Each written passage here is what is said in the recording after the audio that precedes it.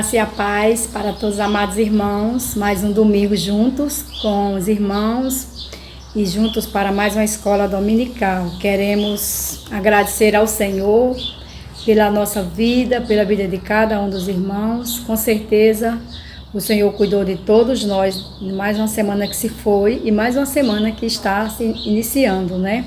Queremos ler na palavra do Senhor, Romanos capítulo 12, do versículo 9 ao versículo 18, que nos diz assim, fala das virtudes recomendadas. O amor seja sem hipocrisia, detestai o mal, apegando-vos ao bem. Amai-vos cordialmente uns aos outros com amor fraternal, preferindo-vos em honra uns aos outros.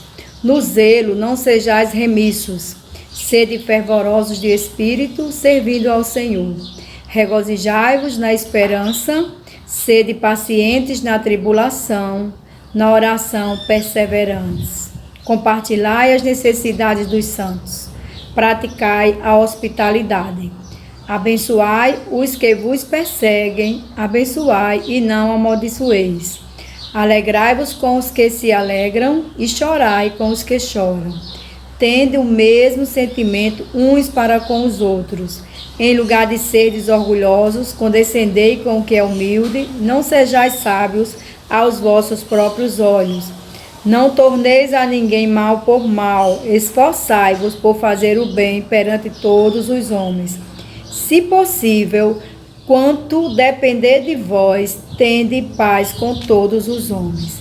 Que maravilhosos ensinos da Santa Palavra do Senhor, nos ensinando a abençoar, nos ensinando a desejar para o outro aquilo que queremos para nós, nos ensinando a fazermos para o outro aquilo que gostaríamos de receber, dizendo que a gente deve estar presente com aquele que está feliz e presente com aquele que está passando por luta, por tribulação, que nós não devemos pagar o mal com o mal, mas sim com o bem.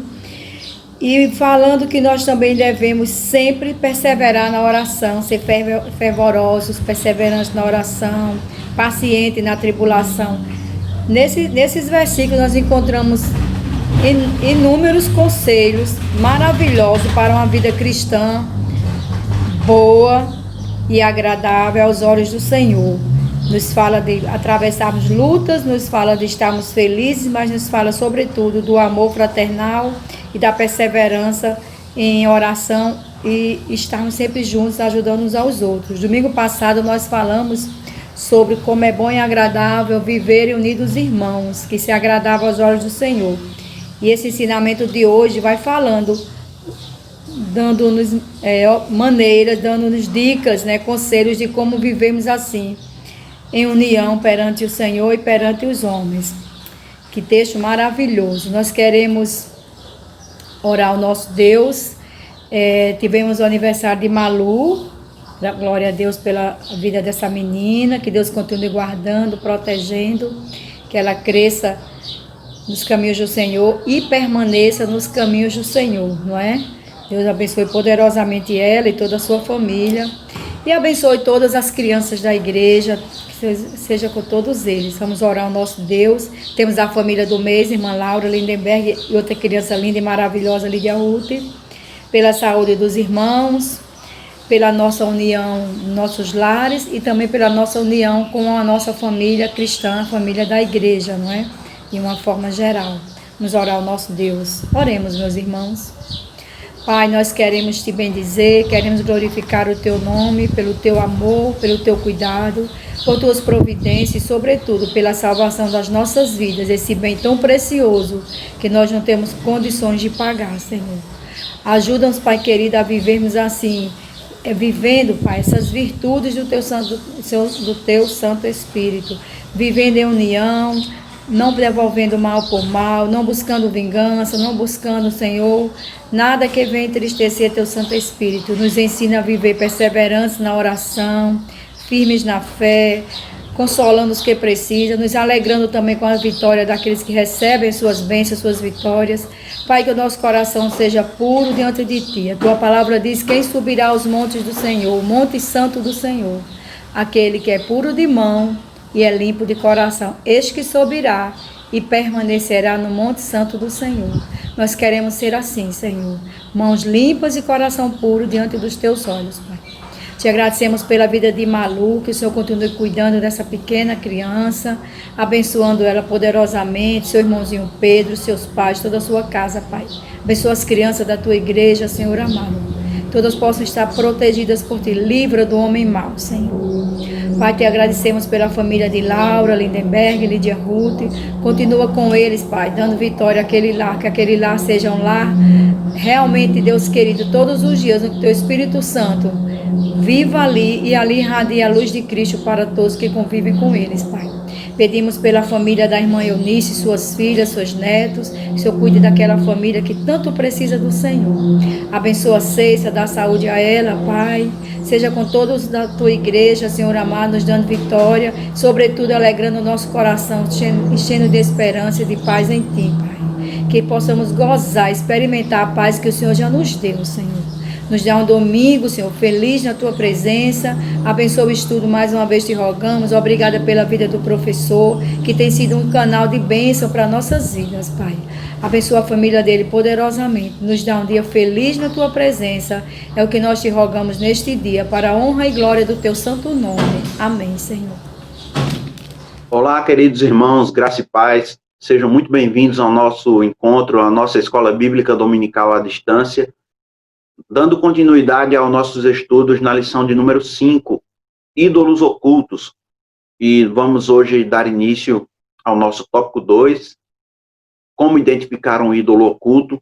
Que o Senhor nos ajude, que Deus nos abençoe, abra a nossa mente, nos dê entendimento, para que possamos entender, aprender e praticar a sua palavra. Vamos juntos então? Lição de número 5, acompanhe comigo na tela ou na sua revista, caso você tenha a revistinha. Deuses demais, como você está vendo aí na tela. Para mim é uma grande alegria e uma honra poder falar com você através deste vídeo. Vamos juntos então. Bom, irmãos, os textos bíblicos são esses que os irmãos podem ver, Êxodo 20, do 1 ao 3 e Ezequiel 14, do 1 ao 11. Vamos ler só o texto de Êxodo para a gente assim poder ganhar tempo. Amém? Não, creio que não vai ser tão necessário a gente ler o texto de Ezequiel hoje. Amém? Êxodo 20, do 1 ao 3. Então falou Deus todas estas palavras. Eu sou o Senhor, teu Deus, que te tirei da terra do Egito, da casa da servidão. Não terás outros deuses diante de mim. E agora o texto de Ezequiel. Nós vamos pular. Tópico 2. Como identificar um ídolo oculto? Bom, irmãos, já aprendemos no domingo passado que a lição trata da idolatria do coração. O ídolo oculto que está escondido, oculto, imperceptível no íntimo da nossa alma, no nosso coração. Nós não podemos perceber esta idolatria com facilidade, com muita clareza, mas com dificuldade, porque é um ídolo que está escondido ali.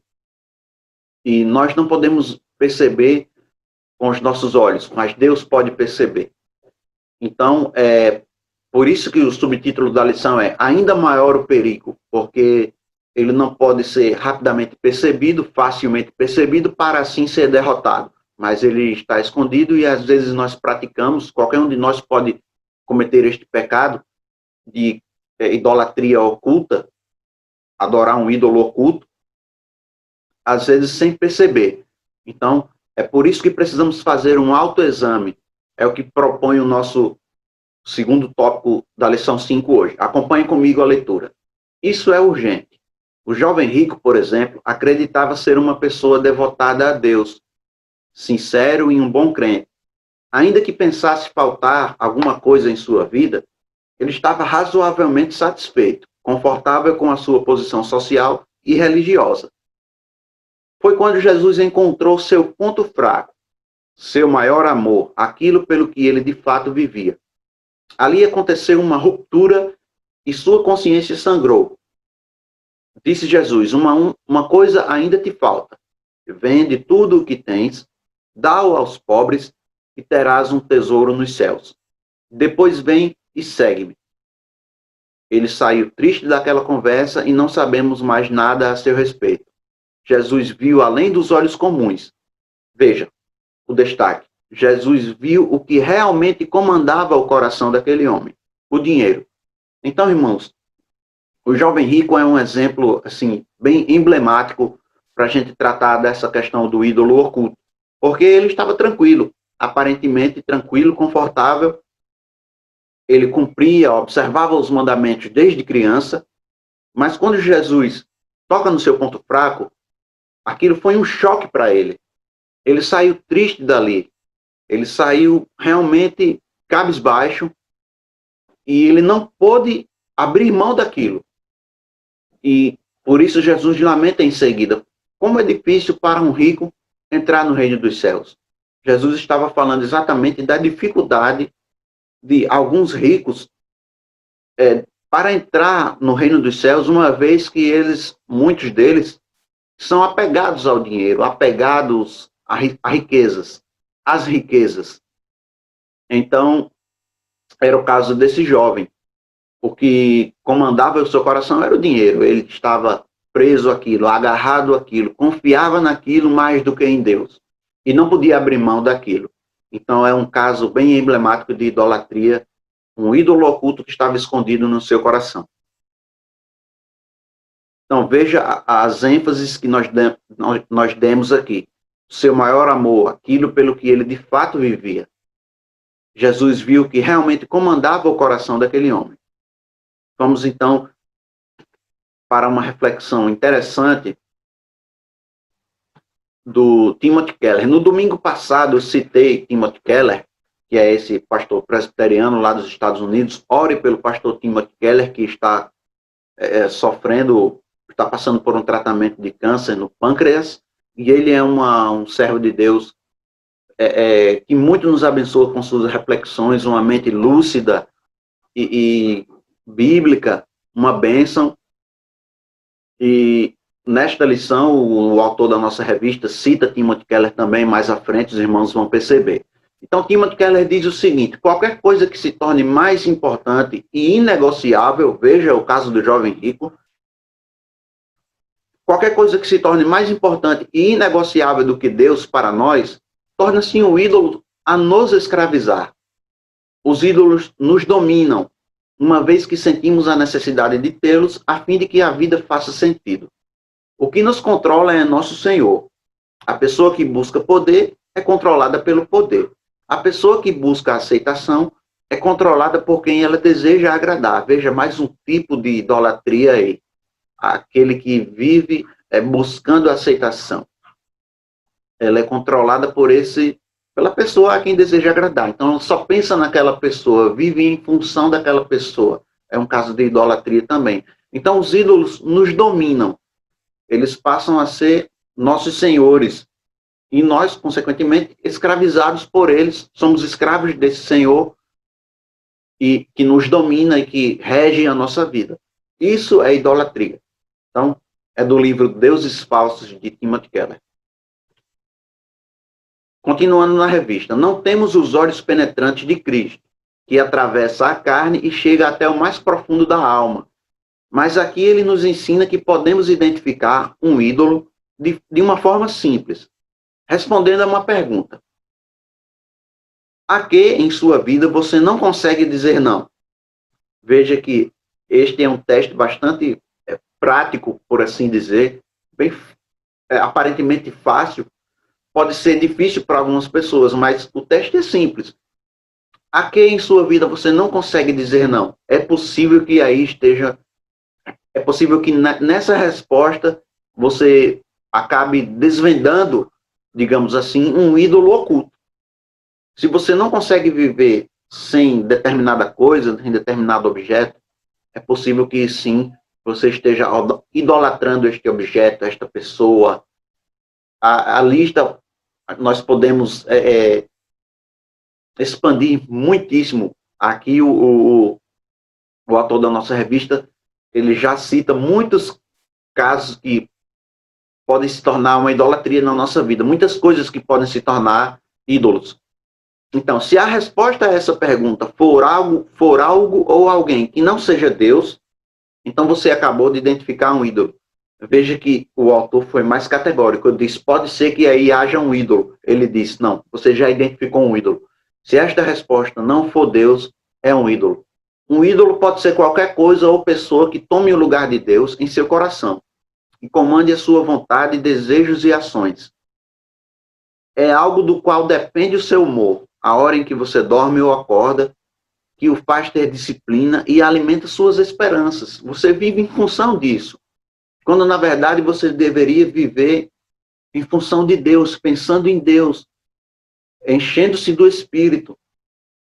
Como diz o hino, minha alegria está em conhecer, saber, falar das coisas de Deus. O hino de Tiago, não me lembro o nome do cantor agora, me perdoe, irmãos, mas um hino muito bom, Desvenda o meu coração. Tiago Perim. Então, o nosso prazer tem que estar no Senhor, e nós devemos viver em função do Senhor, Ele que deve ocupar o primeiro lugar em nossa vida, e isso está claro no mandamento do Senhor. Busca em primeiro lugar o reino de Deus e a sua justiça, e as demais coisas que serão acrescentadas. Então, nós devemos viver pensando em primeiro lugar em Deus. É Ele que é o Senhor, nosso Senhor, Senhor de nossas vidas e que deve reger nosso coração, não qualquer outra coisa. Então, veja, é algo que lhe traz a maior das alegrias e, ao mesmo tempo, cuja falta lhe traz a maior das tristezas. Pode ser dinheiro, prazer, sexo, filho, marido ou esposa, trabalho, carreira, comida, exercício físico, prazer do exercício físico, ou prazer a que leva ao exercício físico, a leitura, o estudo, até isso pode se tornar um ídolo, a leitura e o estudo. Então, veja, a lista pode ser muito longa, nós podemos expandi-la por demais. Mas eu destaquei esses 2 pontos aí, nós vamos pensar um pouco sobre eles. Primeiro, é algo do qual depende o seu humor. Quando você sente falta de determinada coisa, isso afeta diretamente e profundamente o seu humor. Tira você do sério, né, como costumamos dizer. Então, vamos pensar um pouco sobre isso e depois sobre a questão filho, marido ou esposa, que é a questão da família. Também é uma questão importante. Então, veja só. Sobre o humor, também Timothy Keller disse, podemos identificar os ídolos ao observar nossas emoções mais persistentes, o que nos deixa irados, ansiosos ou desesperançados de forma descontrolada.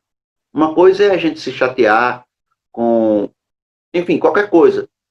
A gente ficar chateado, ficar triste, ficar cabisbaixo, ou ficar muito alegre, mas outra coisa é o nosso humor ser afetado de uma maneira muito veemente, de modo que a gente não tenha controle sobre aquilo. A gente entre em uma situação assim complicada de desespero, perda de controle total. Então, é uma maneira de nós identificarmos os ídolos através das nossas emoções, que afeta diretamente e profundamente nosso humor. Bom, e a segunda questão é a questão da família, porque o autor da nossa revista disse, os filhos, o marido ou a esposa podem também tornar-se ídolos em nossas vidas. Então, em primeiro lugar, eu quero ler aqui esta frase de Moody. Moody é D.L. Moody, Dwight Lyman Moody, que foi um evangelista do passado, e ele disse, nesta frase, ele acertou em cheio quando disse que acredito que a família foi estabelecida muito antes da igreja. E o meu dever é primeiro para com minha família. Não devo negligenciar minha família. Muita gente erra na ordem de prioridade das coisas. Na prioridade das coisas. Muita gente erra na ordem. Muita gente tem confundido, achando que depois da família vem o ministério. Aliás, depois de Deus vem o ministério. Não é verdade. Porque a família já existe muito antes do ministério. Deus instituiu a família muito antes da igreja. Né? Então, Moody diz, claro que alguém pode querer levar este pensamento a uma análise mais aprofundada, dizer que Os eleitos, eles foram escolhidos antes da fundação do mundo, e desde que a igreja vem antes da família e tal, mas para existir igreja precisa ter família, não é? Podemos pensar por essa ótica. A igreja, como nós conhecemos, claro que veio depois da família. Então, uma ordem saudável que nós devemos estabelecer é, em primeiro lugar, na nossa vida, Deus. Em segundo lugar, a família. Em terceiro lugar, a igreja. O ministério, por assim dizer. Porque está escrito em 1 Timóteo 5,8, aquele que nega os seus irmãos, especialmente os da própria casa, da mesma família, é pior do que o incrédulo, tem negado a fé. É pior que o descrente. 1 Timóteo 5,8. Então, é interessante, é importante nós pensarmos sobre isso também, porque Jesus, eu estou com a Bíblia aberta aqui em Mateus capítulo 10, eu quero que você acompanhe a leitura, não está aqui no slide, mas eu vou ler aqui na Almeida século 21, Mateus capítulo 10, do versículo 34 ao 37, que diz assim: Não penseis que vim trazer paz à terra. Não vim trazer paz, mas espada. Porque vim causar hostilidade entre o homem e seu pai, entre a filha e a mãe, entre a nora e a sogra. Assim, os inimigos do homem serão os de sua própria família. Quem ama seu pai ou sua mãe mais do que a mim, não é digno de mim. E quem ama seu filho ou sua filha mais do que a mim, não é digno de mim. 38. E quem não toma a sua cruz e não me segue, não é digno de mim. Então, veja o que Jesus Cristo está falando aqui. Quem ama mais seu filho, sua filha, sua esposa ou seu marido, mais do que a mim, não é digno de mim. O que Jesus está querendo dizer? Ele está falando, irmãos, daquele caso de devoção, de dedicação à família, que se sobrepõe à própria devoção a Deus. Como acabei de dizer, nós devemos estabelecer essa ordem saudável, que é Deus em primeiro lugar, em segundo lugar, a família, em terceiro lugar, a igreja e as demais coisas. Então, é uma frase dura de Jesus, mas ela deve ser entendida em seu contexto. Então, acompanhe comigo aí esta reflexão que está destacada de verde aí. Esta frase do mestre, com toda a sua dureza, está na sequência correta do pensamento anterior. 2 pontos. Os que não creem nele tentarão destruí-lo, por isso guerreiam contra ele. É triste, mas Jesus sabia que isso poderia acontecer até dentro de uma mesma família. E é evidente que esta ficaria dividida. O relacionamento com Jesus é o relacionamento mais importante da sua vida, para bem ou para mal. Qualquer dureza que percebamos em Jesus, esse ponto é o ponto-chave aqui, qualquer dureza que percebamos em Jesus é por causa desses que o negam e são contrários a ele, mesmo conhecendo-o. Não querem morrer com ele. O mais triste é que sem ele também não viverão. Então Jesus estava falando, voltando aqui para o começo da citação.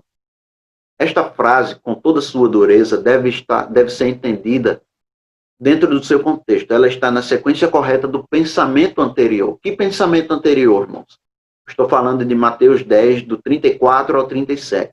Se nós voltarmos um pouco, até, por exemplo, o versículo 21 e 22, Jesus está dizendo o seguinte: um irmão entregará seu irmão à morte, e um pai a seu filho, e filhos se rebelarão contra os pais e os matarão, e sereis odiados por todos, por causa do meu nome, mas aquele que perseverar até o fim será salvo. Então Jesus sabia que haveriam pais, filhos, esposas, maridos, que se oporiam dentro da família à fé daquele membro da família e passara a servir a Cristo, acabaram de se tornar um discípulo dele. Então, Jesus está dizendo, essa espada a que ele se refere, nada mais é do que essa divisão, essa contenda, essa oposição a algum membro da família por causa de sua fé. Então, em um caso de oposição ferrenha dentro de uma família, o que Jesus espera de nós é que nós sigamos a ele. Como está bem dito aí nessa citação da Bíblia Conselheira, ele é o nosso relacionamento mais importante, é o relacionamento mais importante da nossa vida, para bem ou para mal. Então, claro que é difícil acontecer isso, mas é possível, né? Quando nós olhamos para o Oriente Médio, é muitíssimo frequente em casos de famílias de muçulmanos, uma pessoa que se converte a Cristo é abandonada ou é assassinada, então é muito complicado. Mas permanece a orientação de 1 Timóteo 5,8 para que cuidemos e amemos nossa família. Mas em um caso de oposição ferrenha, severa, nós temos que escolher ficar com Jesus. Amém? Continuando então. Um ídolo não precisa ser algo legítimo, mas pode ser qualquer coisa boa criada por Deus, que lhe dê mais alegria que o próprio Deus. Como bem expressou Tim Keller. Aí a própria revista cita o pastor Keller. Veja que interessante, irmãos. Quanto maior o bem, maior é a tendência de esperarmos que ele satisfaça nossas necessidades e esperanças mais profundas. Qualquer coisa pode servir como um falso Deus, especialmente as melhores coisas. Aí, irmãos, nós vemos como o título da nossa lição foi bem acertado, porque o ídolo oculto é um perigo ainda maior do que o ídolo visível, notório. Porque as melhores coisas da vida podem tornar-se ídolos dentro de nossa alma, do nosso coração. Coisas boas que Deus criou. Por isso, nós podemos idolatrar algo sem perceber, de maneira imperceptível. Qualquer coisa pode servir como um falso Deus, especialmente as melhores coisas da vida. Identificar um ídolo pode não ser tão difícil, mas poderá ser muito doloroso. No caso de um cristão, aqui nós temos um alívio, um alento, um consolo. No caso de um cristão, veja, um cristão verdadeiro, um cristão genuíno, lógico. Estamos falando de um cristão genuíno, verdadeiro, autêntico.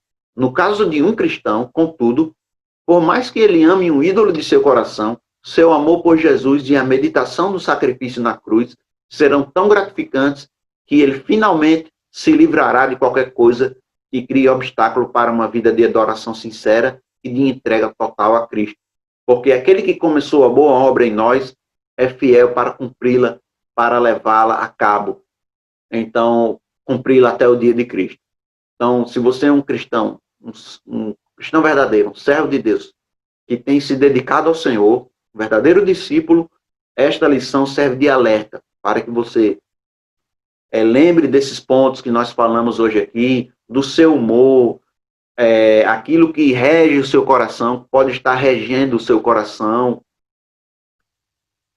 aquilo que, se você vai dizer não àquela coisa, você não consegue dizer não, é um ídolo. O único a quem nós não podemos dizer não é Deus, porque Ele é o relacionamento mais importante de nossa vida. Então, é para você ficar atento, ficar esperto, voltar-se para Deus, crendo na promessa de que Ele é fiel para nos guardar, nos livrar de uma vez por todas desses estímulos que tentam nos dominar, que são os ídolos no coração. Amém? Então, para mim foi uma grande alegria poder falar com você mais uma vez. No domingo que vem, o tópico 3, falaremos sobre as consequências dessa idolatria. Amém? Então, até a próxima, se Deus quiser. Fiquem todos na paz do Senhor. Graça e paz, irmãos. Queremos saudar a todos neste final da Escola Bíblica Dominical, da classe dos adultos. É muito bom poder receber toda esta instrução abençoada e abençoadora para todos nós. Queremos orar ao Senhor, mas antes ler a palavra do Senhor que se encontra no livro dos Salmos, Salmo 119, a partir do verso 89, e assim nos diz a palavra de Deus: para sempre, ó Senhor, a tua palavra está firmada no céu, a tua fidelidade se estende de geração em geração, fundaste a terra e ela permanece. Conforme os teus juízos, assim tudo se mantém até hoje, porque todas as coisas estão ao teu dispor. Se a tua lei não tivesse sido o meu prazer, há muito eu teria perecido na minha angústia. Nunca me esquecerei dos teus preceitos, pois é por meio deles que me tens dado vida. Sou teu. Salva-me, pois eu busco os teus preceitos. Os ímpios me espreitam para me destruir, mas eu considero os teus testemunhos. Tenho visto que toda a perfeição tem o seu limite, mas o teu mandamento é ilimitado. Este é o nosso Deus, esta é a palavra do Senhor. O Senhor tem cuidado de nós, tem cuidado da sua vida. Vamos orar ao nosso Deus, lembrando, irmãos, que no próximo domingo, dia 27, às 9 horas da manhã, estaremos nos reunindo no templo do Senhor, no nosso primeiro culto presencial após esses longos meses. Vamos juntos celebrar a Deus presencialmente. Você será muito bem-vindo à casa do Senhor. Vamos orar ao nosso Deus. Graças te rendemos, ó Deus querido, pela bênção da tua palavra, do teu ensino que temos recebido. Obrigado, Senhor, pela vida dos nossos irmãos e irmãs envolvidos nesta tarefa do ensino da palavra do Senhor. Ó Deus querido, que a tua palavra, sim, cada vez mais presente na nossa vida, esteja ditando a nossa jornada diária. Sê, Senhor, com os nossos irmãos enfermos, curando-os. Sê, ó Pai, com as famílias da tua igreja. Sê, ó Deus querido, com este nosso retorno às reuniões presenciais, ao culto presencial. Senhor amado, tomando todas as medidas cabíveis, necessárias para a nossa proteção, para a nossa segurança, pois bem sabemos, Senhor amado, que esta pandemia ainda não acabou, mas sabemos também que o Senhor tem cuidado de nós, o Senhor tem sido nosso protetor, o Senhor tem sido a nossa segurança. Suplicamos, ó Deus, que logo, logo a vacina venha e esteja à disposição de todos. Sê, ó Deus querido, sim, com os nossos irmãos e irmãs, de tal maneira que todos louvem, bendigam o nome do Senhor.